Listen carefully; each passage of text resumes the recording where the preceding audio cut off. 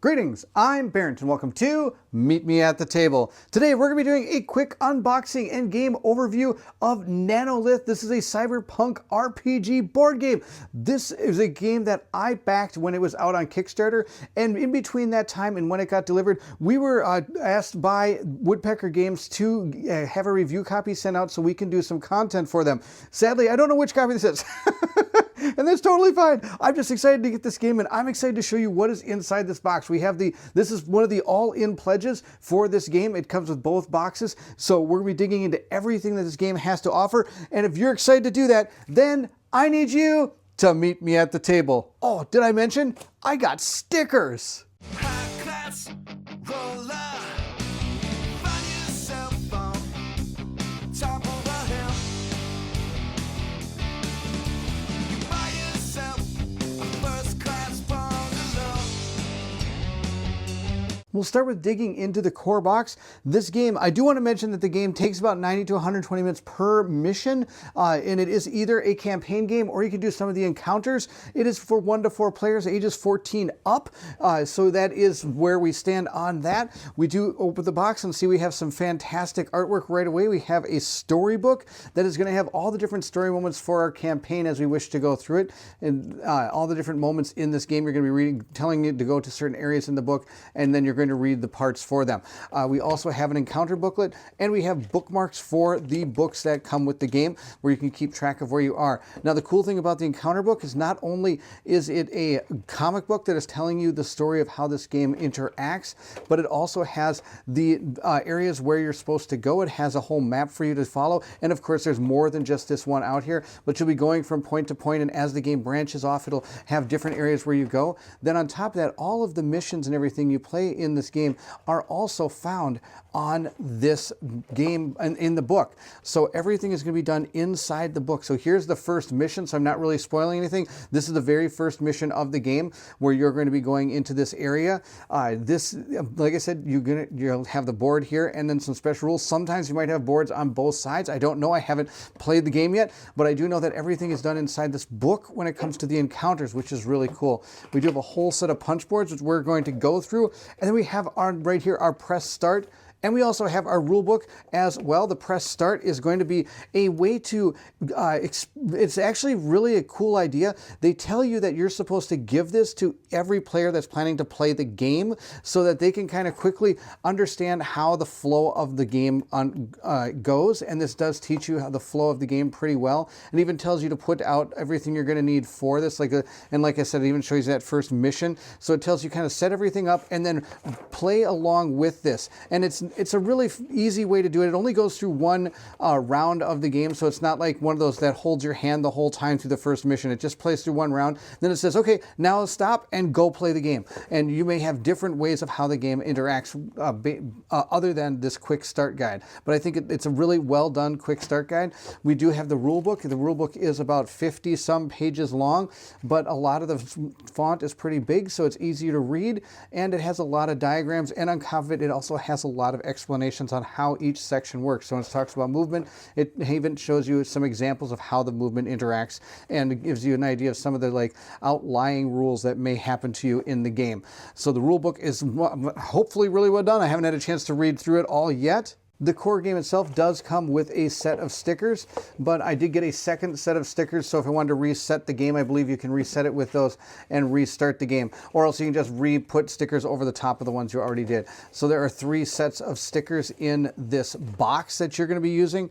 We're also going to dig into all the cards and all the different dice and everything here, and I'm going to go through a lot of that. Before we go too much farther into the box, I thought we'd quickly go through some of the punch boards here and try to explain some of the stuff we have here.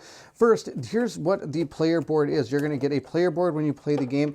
The player board is going to have your character here. There are 4 different characters, and you do play with all 4 of them at the same time. I don't think that's going to be much of a problem in this game. There's pretty easy to control all the characters. We have different tracks you're going to see here. This is your life track. Of course, as you lose life and you count to 0, you're going to lose. You're able to to put a weapon here. Your character card is going to go here. This is where you're going to place dice. This is a dice placement game. So you're going to roll dice and you're going to place them out onto here to perform actions. And based on the number you put there, different actions you can perform, and you'll see some of those when I show you some of the cards and everything. Next we have down here our stress.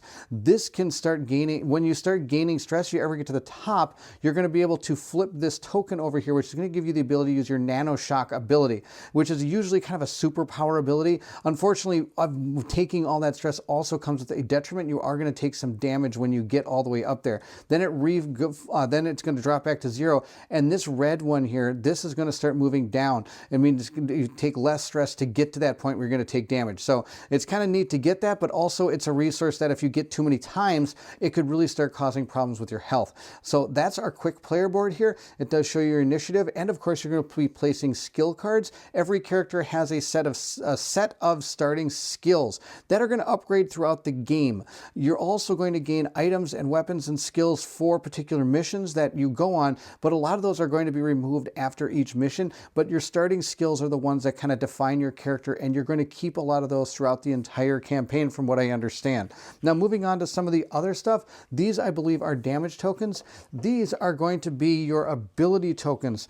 Those ability tokens are going to be able to be handed off to other characters, or sorry, they're skill tokens, and you can hand these off to other characters when you work together for tests, or certain abilities that you have could benefit another character, so you can give them these skill tokens to have them have a better chance of performing whatever they're trying to do. But you can work together using what's called a nanosync skill. And in that instance, you can either boost that skill or help them be better at the skill, or even give out some of these skill tokens in that way from what I understand. Now, I do apologize. I don't know exactly what a lot of these tokens are going to do, but we're going to see a lot of these in the playthrough that I'm going to do at some point, hopefully very, very soon. I want to get this game to the table. This game looks super, super cool. If you are looking for a playthrough of it, Antlag Games did a playthrough during the Kickstarter, so it's a little older. I don't know how much of the rules have changed since they did their Kickstarter preview, but it is out there, and they, of course, Antlab does a fantastic job. So we have another player board and some other tokens. They are dual-sided, but they're the same on both sides in this particular instance. This, I believe, is going to be a round tracker type token. These are going to be your nano shock test tokens. So when you have your nano shock, it's either off or on, and it gives you the ability to use that. And you'll see some of those when we show you some of the player cards. Next, we have another player board. These are going to be some of the status effect tokens that we're going to be gaining. These are probably going to be used for some of the missions that we play through. I'm guessing that's another mission type tile that we're going to be using out there. And again, another player board. And the final one we have also has the round tracker. This is going to count down the rounds you have in a game while you're playing it. This game does have, I believe it's 3 different phases. You kind of have that hero phase, and then you have an enemy spawn phase, and you have an enemy activation phase. So you're going to be placing tokens here. Oh, that's what these tokens are.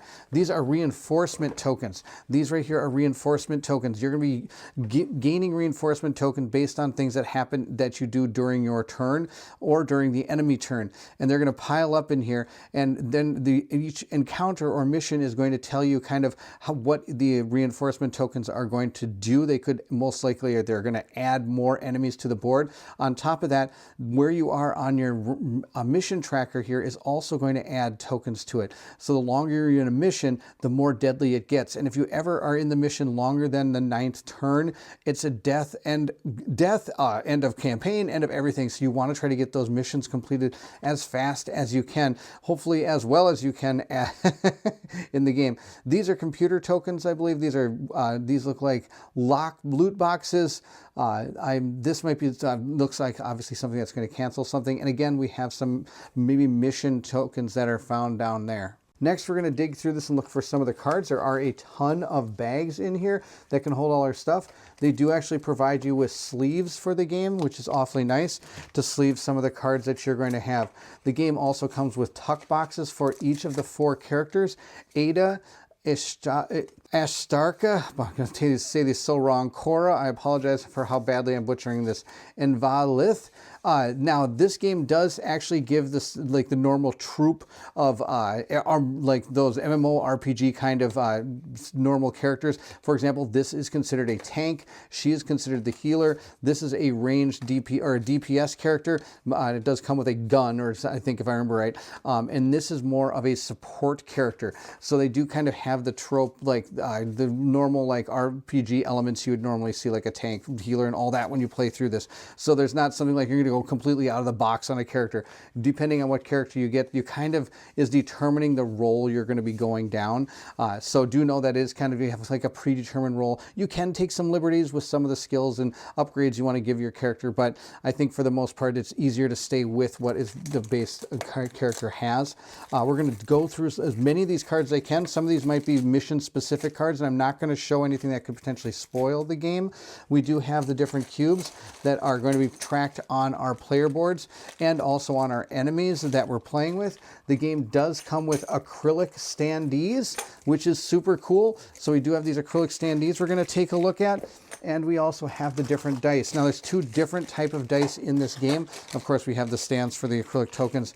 The two different dice are these blue dice. These are the dice we're going to roll for our characters when we want to do the different skills and things of that nature that we have. These are used when making attacks or trying to hack things, and there's going to be different threshold numbers you're going to want to meet or beat in order to be able to perform or to gain any to hurt enemies or to help you in hacking. First, we have these bigger set of cards. These are actually really nice cards. The first set of cards is going to be a set of like icons to help you with iconography on the cards.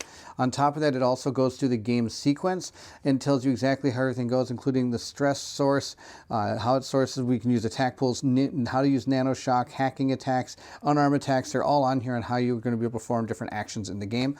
Then we have our enemies. There's a lot of these enemies in here. This is the first one. I'm showing you this one. This is the first one you're going to fight in the game, from what I understand. This is a biomutant level 1. It tells you a little bit about it. These down around the sides, I believe, is where you're going to put damage from different enemies, and each of the standees has a number on it, so you're knowing which one you're fighting. This is its health that it has. Down here is how it's going to attack when it activates. It's a melee character that's going to move 4. It's going to attack adjacent 1. So A means adjacent 1, and then it's going to roll 3 of those red dice, and it's going to go against your defense numbers. The next thing is over here. This is its defense against what you're trying to do to it. So if you're doing a melee attack, it only has a 5. So you need to get a 5 or more on an 8-sider to deal damage to it. And when you attack, depending on what it is, if your attack is supposed to do 3 dice, you roll your 3 dice, and for every one you get above that, it does a damage. It's not just one of them has to get high enough and then you do damage. No, for every one you get above the threshold, it deals damage. I think that's a cool system. This is going to be against range. It has a 6 defense. It has a 4 defense against, I believe that's the nano shock attacks, and then it is immune to being hacked. So that is the symbol for an immunity to a specific attack action.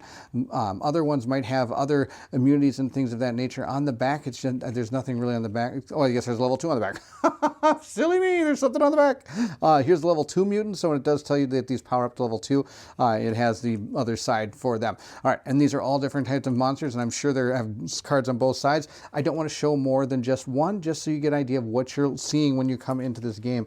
The next thing I have are these consciousness cards, and there's one for each character. The deal with these consciousness cards is as you complete missions, you're going to gain points that you're going to be putting into here as stickers. You're going to stick these right on here, and the more of these you get, you're going to be able to unblock conscious and unconscious cards. So unconscious cards are cards you could get, but until you get enough consciousness to unlock them, they're going to stay in the unconscious side of the card divider.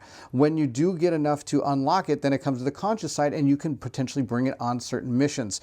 I do want to mention that from what I understand, these stickers are reusable. So for having 2 packs of stickers, I'm not really sure why I needed 2 packs, but you never have too many stickers. But I mean, it's because I thought they weren't going to be reusable.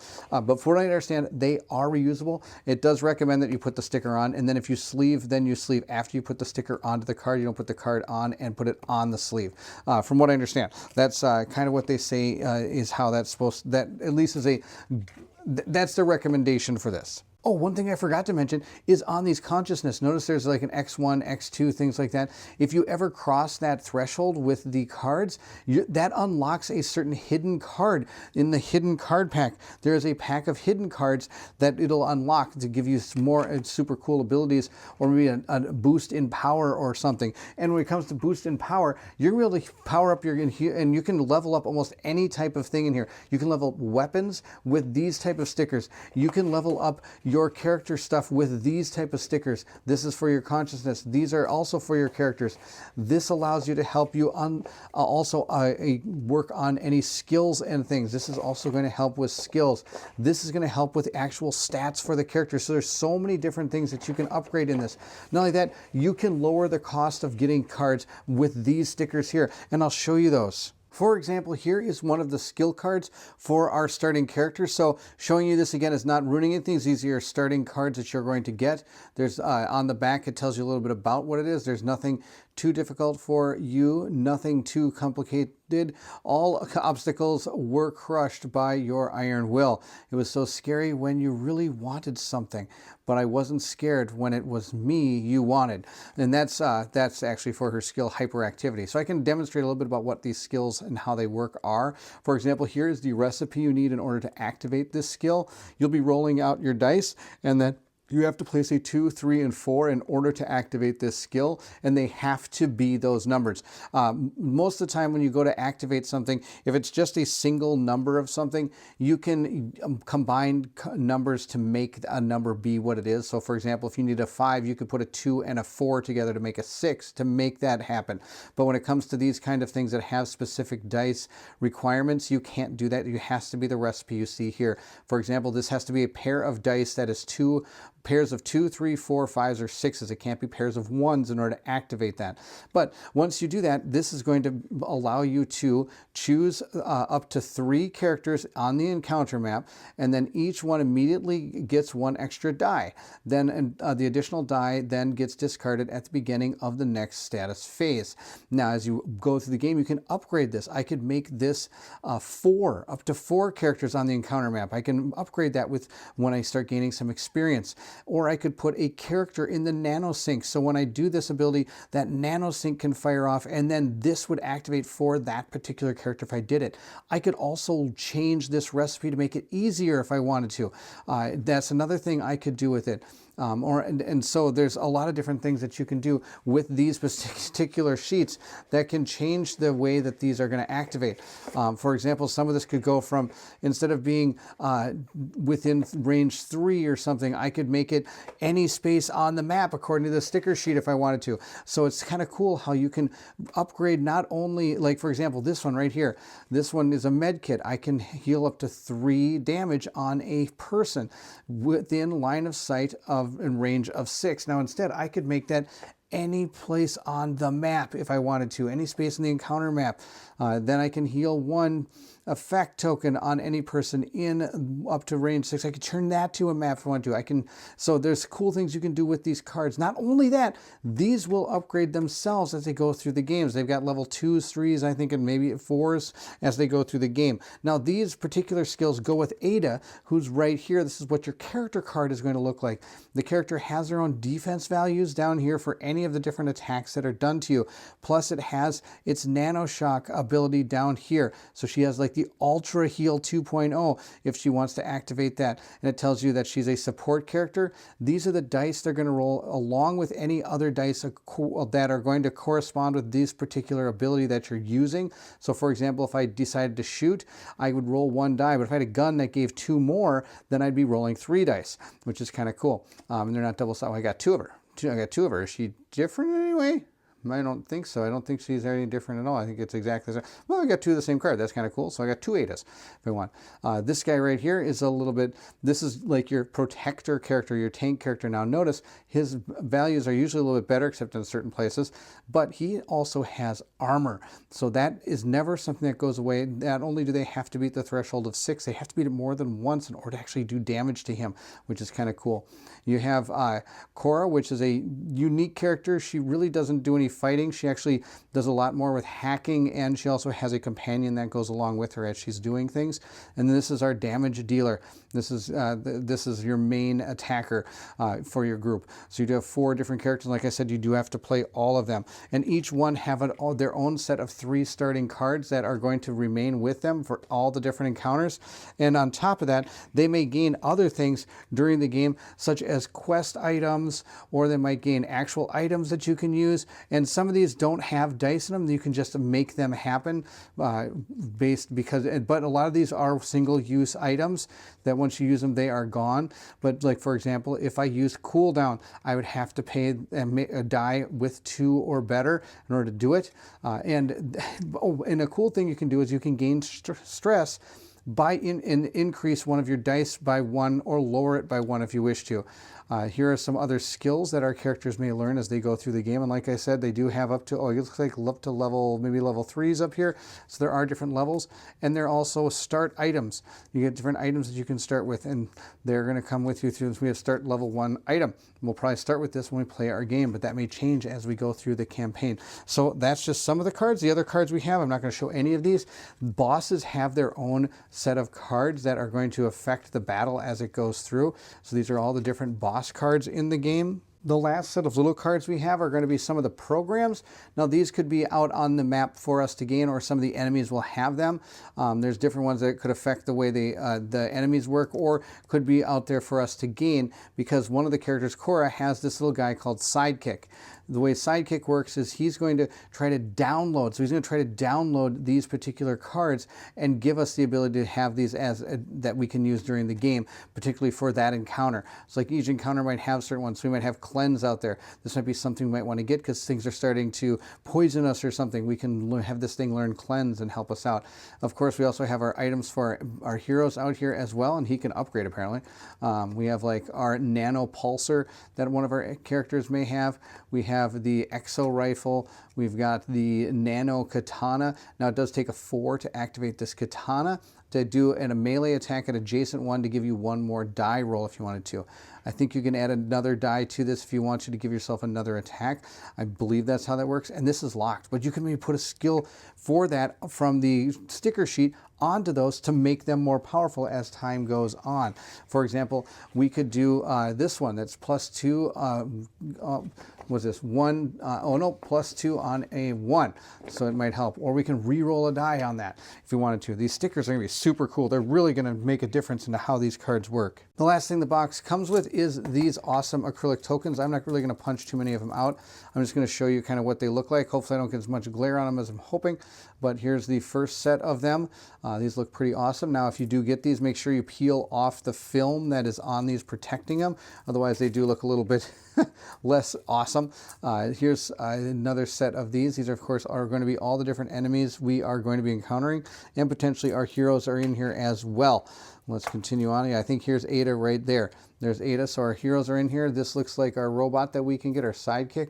So that's in here, but as you can see, the enemies do have numbers, so you'll be putting the damage tokens next to the number on the enemy cards instead of cluttering up the board with those. Here's the last set of cards here as well. Here's another one. These are the last 3 heroes we have. Those are our 3 heroes. The rest of these are all going to be probably enemies that we are going to fight at some point. So they do come with these acrylic tokens, these acrylic standees, and I think these look absolutely amazing. I'm a big fan of acrylic tokens these days when it comes to, as opposed to the cardboard ones. Now, that is the main core box. We also have this box as well. This box, I believe, adds a new element to the game where you can do like an arena battle inside of this box if you want. This also is going to have more standees and more upgraded tokens for this. It has the acrylic, our acrylic player boards, acrylic tokens, and more standees. And I believe it has a whole nother deluxe rulebook. I believe it has a whole nother set of how this goes. I think this is the prologue, so you can play through this. And this is also stretch goals material here as well. This is also the prologue. I believe it has a reason for how each of these cards have gotten together and everything. So I might actually start with that. That sounds actually pretty cool. We have cards for it. And then it does come with some miniatures. These miniatures are for our main heroes in the game. And also Sidekick is in there as well. So let's take a look. Quickly taking a look at some of our figures here. This guy is the damage dealing character. Again, I apologize, I can't remember all their names right off the top of my head. This is, I believe this is Ada. It's the only one I can remember right now. We also have our tank character here. This is the guy that has that sword and is more of our tank character. Then we have our little robot that's going to be with us. And finally, we have Cora as well. Cora's right here. That's the end. Now the miniatures I think look just fine. I have no problem with these miniatures. And it's nice to have miniatures for the heroes. The last thing this box has, of course, is these upgraded tokens for the different ones we're going to be using more often than not. Here is our Nanoshock token. That's really cool. I like having these. These are going to be really, really good. 2 other standees. I believe these are probably for that prologue or maybe for some of the arena fight. And now every character is going to have a really cool looking board that you can really set those dice right in there. It's going to be super neat. Oh, and they even have them colored too. That's pretty awesome. So each of our characters have their own color. So like I said, you're going to roll your dice out here. And then when you go to activate them, you're going to place them in here. And so, for example, I placed the 2 4s. I might activate one of my powers that, for example, like I'm going to activate a med kit. I'm going to put the 2 4s and be able to activate that med kit. Or say I want to attack, I'm going to use my 6 and use one of my guns to attack with, or then attack again. You can, as many dice as you have, you can perform those actions. Oh, and they sit in there super nice. So I'm super, super excited. Oh, these are super cool. And there's 4 of them, please. There's 4. Yes, there's 4. Okay, awesome. Yep, there's the bottom one. Okay, cool. Oh my gosh, that's awesome. And in case you didn't notice, the core box, I think, does come with all of the names for all the people that backed the game that are all over it. I'm sure my name is on there somewhere. Someday I will have to find it in all of that. It's kind of fun looking for your name and those kind of things.